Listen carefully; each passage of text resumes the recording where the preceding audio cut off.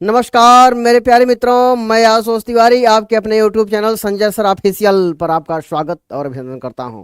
मेरे प्यारे मित्रों, आज मैं एक ऐसे टॉपिक को लेकर के आया हूं जो कि आपकी परीक्षाओं में आता है और आप वहां से गलतियां कर देते हैं। लेकिन आज मैं आपको सिर्फ 5 से 10 मिनट में एक ऐसी बात बताने वाला हूं जो कि आप यहां से कभी गलती नहीं करेंगे मित्रों, और आप यहां से ध्यान से देखेंगे। हम लोग चलते हैं अपने टॉपिक की तरफ। टॉपिक क्या है? शब्द। शब्द कितने प्रकार के होते हैं, ये शब्द कैसे होते हैं, इन शब्दों की उत्पत्ति कहां से हुई है, इन सारी बातों पर हम लोग चर्चा करेंगे मित्रों। ठीक है, आइए देखते हैं। तो शब्द, आपने क्या देखा? शब्द देखा। अब देखिए, ध्यान देंगे कि शब्द की परिभाषा क्या होती है। तो दो वर्णों या अक्षरों, क्या दो वर्णों या अक्षरों के मेल को हम शब्द कहते हैं। शब्द कितने प्रकार के होते हैं यदि कोई पूछे तो? शब्द कोई पूछे यदि आपसे कितने प्रकार के होते हैं तो उसके ही मित्रों आधार होते हैं। 4 आधारों पर विद्वानों ने शब्दों को विभाजित किए हैं जो कि आपके सामने है दोस्तों। क्या पहला है? उत्पत्ति या इतिहास या स्त्रोत्र के आधार पर। उत्पत्ति के आधार पर, इतिहास के आधार पर और स्त्रोत्र के आधार पर शब्द कितने होते हैं मित्रों? तो शब्द होते हैं भैया 5 प्रकार के, जो कि आपके सामने है। तत्सम शब्द, तद्भव शब्द, देशज शब्द, विदेशज शब्द और संकर शब्द। ठीक, ये 5 प्रकार के होते हैं। आगे हम लोग देखेंगे कि तत्सम शब्द किसे कहते हैं, ये कौन कौन शब्द इसके अंतर्गत आते हैं, आगे चर्चा होगी। दूसरा प्रकार विद्वान बताते हैं मित्रों कि रूप और रचना या बनावट। 3 नाम है, तीनों नाम याद रखना। परीक्षा में पूछा जाता है रूप के आधार पर, रचना के आधार पर, बनावट के आधार पर, तो भ्रमित नहीं होना है। रूप के आधार पर, रचना के आधार पर या बनावट के आधार पर जो शब्द होते हैं वो 3 प्रकार के होते हैं। पहला होता है रूढ़ शब्द, दूसरा होता है मित्रों यौगिक शब्द और तीसरा क्या होता है भाई? योग रूढ़ शब्द। क्लियर? आगे है व्याकरण के आधार पर। तीसरा है भैया व्याकरण के आधार पर शब्द कितने प्रकार के होते हैं। तो कितने प्रकार के होते हैं? तो देखिए, ध्यान दीजिए कि ये होते हैं 2 प्रकार के। पहला होता है क्या? पहला होता है आपका विकारी शब्द। समय के को देखते हुए जो है कि बनाया गया है, बहुत विस्तृत, और चूंकि समय आपके पास कम है तो दूसरा होता है मित्रों आपके पास जो है कि है अविकारी शब्द। 2 शब्द होते हैं, विकारी और अविकारी। विकारी का मतलब होता है जिन शब्दों को हम चेंज कर दें, परिवर्तित कर दें, बदल दें, वे तो विकारी होते हैं। ये 4 प्रकार के होते हैं। संज्ञा, सर्वनाम, क्रिया और क्या विशेषण, ये 4 प्रकार के हो गए।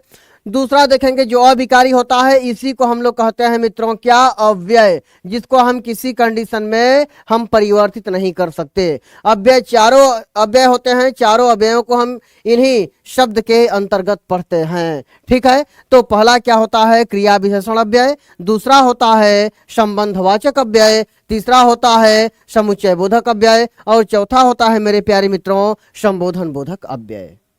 ठीक, क्लियर, समझ गए होंगे।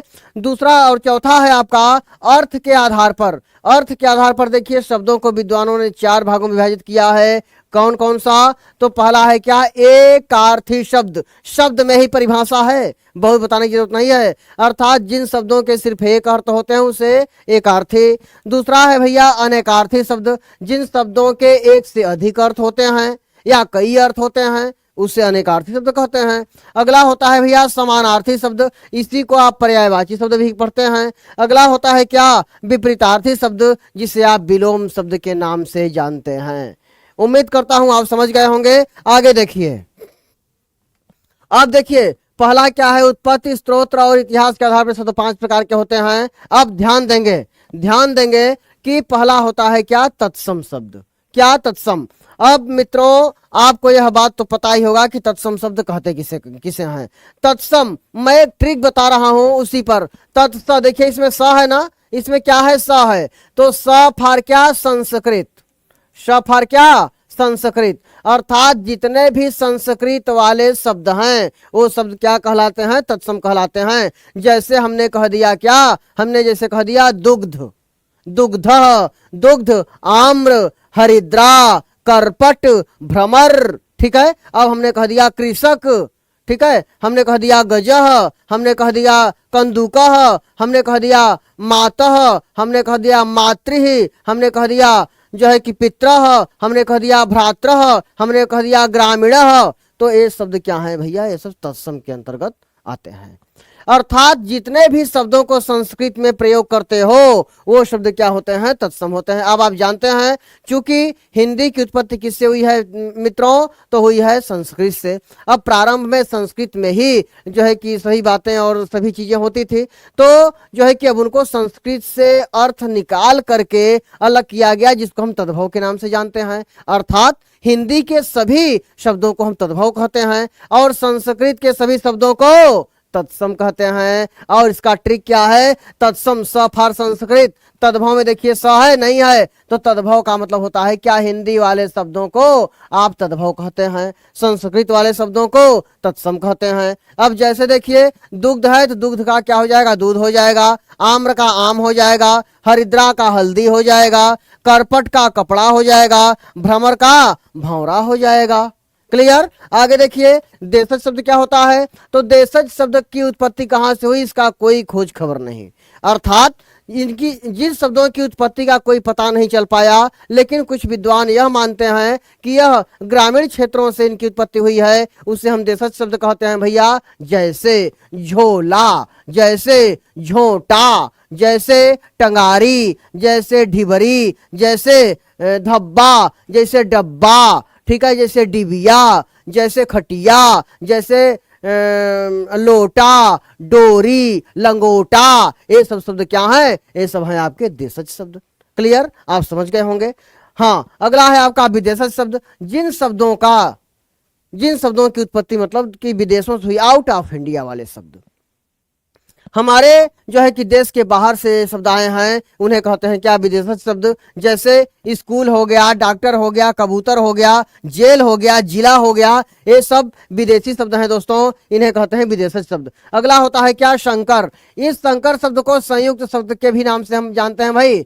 हम जो है कि शंकर शब्द को क्या जानते हैं, संयुक्त शब्द के भी नाम से जानते हैं, जो कि यह दो अलग अलग भाषाओं के शब्दों से मिलकर के बनता है। जैसे मान लीजिए कि लिखा है यहाँ कन्यादान, कन्यादान लिखा है ना। अब देखिए कन्या क्या है, हिंदी शब्द है, और दान क्या है, फारसी भाषा का शब्द है। अब हिंदी और फारसी मिल करके कितना खूबसूरत शब्द को बना दिए, कन्यादान।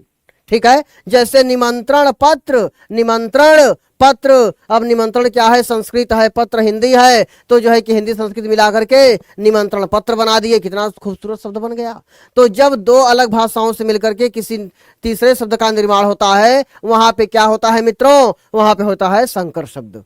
ठीक है। हाँ, अगला है जांच करता, मांग पत्र, वर्षगांठ, तो ये सब क्या है, ये सब संकर शब्द के, संकर भाषा के शब्द है मित्रों। आगे हम देखते हैं, अगला है रूप रचना या बनावट के आधार पर। रूप रचना या बनावट के आधार पर तीन प्रकार के होते हैं। अगला पहला होता है क्या, रूढ़ शब्द, यौगिक शब्द और योग रूढ़ शब्द। रूढ़ शब्द किसे कहते हैं, वे शब्द जिनको हम किसी भी तरीके से जिनका खंडन न कर सके वे कहलाते हैं रूढ़ शब्द। जैसे नहर, तालाब, पुस्तक, घर, गमला, कलम। अब इन शब्दों को हम खंडन नहीं कर सकते, क्योंकि इन शब्दों को अगर हम खंडन करेंगे तो अर्थ बिगड़ जाएगा।